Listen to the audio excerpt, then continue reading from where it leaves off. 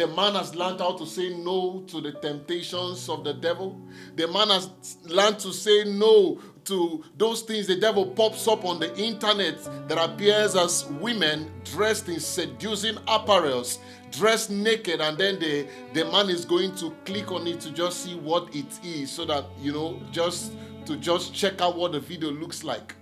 That thing that pops up inside of you that desires to check those things, click and see the movement of those girls' body, that is the natural man inside. That is the man of sin. For you to know the pathway of the overcomer, you must learn to say no to temptations. You must learn how to say no to those things the devil will bring your way. What we call the gospel today, sadly to say, very sad to say, is actually lost in many of our assemblies today. We don't tackle these fundamentals, these vitals that are capable of damning the soul.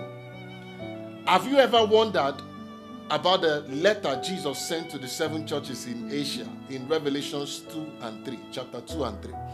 Have you ever wondered why Jesus ended each of those letters with this word, he that overcomes?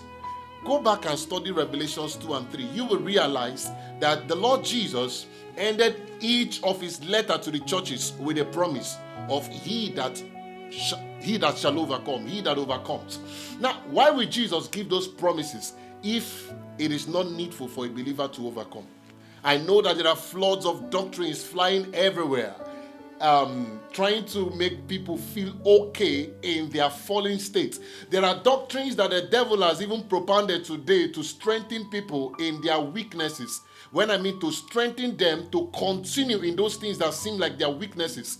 There are doctrines the devil has brought up today to give people license to continue in immorality. Jude warned about this in his book. We must know that this is not the will of God. The will of God is for we to become overcomers. Jesus overcame, and he is also looking for a generation of overcomers. Throughout the book of Revelations 2 and 3, the promises were for overcomers, not for all the saints, not for just the saints, but for overcomers. He that overcomes, I'll make a pillar in the temple of my God. He that overcomes, I will give power over nations. That is in the regeneration. He that overcomes, I will make him to eat of the tree of life and to eat of that hidden manna. He that overcomes, he will have a name written on his forehead that no man knows. All these promises are strictly restricted for the overcomers. This is a generation that God is seeking for overcomers, because the tides of temptation all around us, they are enormous, attempting to drown many. The faith of many have been drowned. The faith of many has been shipwrecked by the devil because they were not taking heed. The intent of God in this generation is to raise a generation of overcomers.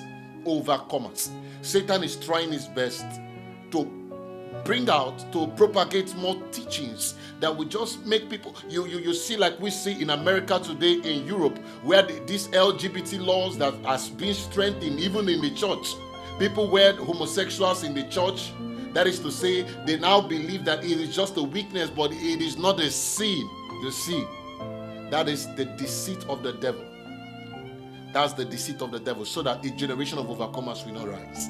I don't know where you're watching this from, but God is seeking, oh my God, he is seeking for a generation of overcomers. He that overcomes.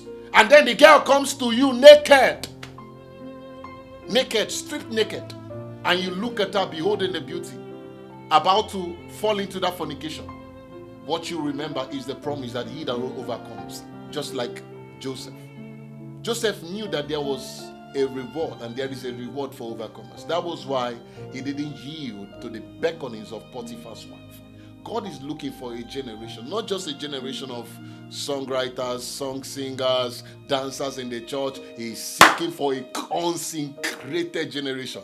The consecrated generation is the generation of overcomers. That's why God told me specifically in these end times that I should take the message of consecration to the nations. The message of consecration, yieldedness, Enough of the games playing. Enough of the hide and seek we have been doing in the church. The Lord this time is seeking for a consecrated generation. A generation that seeks God beyond signs, wonders, and miracles. A generation that seeks God beyond what God can give. A generation that is not seeking the hand of God alone, but the heart of God. They want to know what is in the heart of God so that they can live by it and communicate it to their generation. I see God raising in you a generation of overcomers.